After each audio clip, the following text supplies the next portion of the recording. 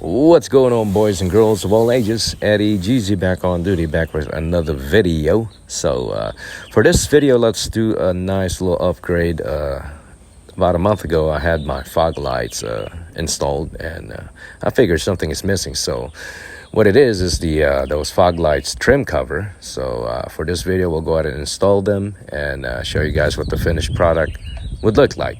All right, so stick around, don't touch that dial. Yeah. So here it is, the Akasaka fog lights trim cover. It cost me around $33, so not much, you know. So we're gonna go ahead and fast forward the installation process, and here's the finished product. So not bad at all, with the fog lights plus the fog lights cover trim cover.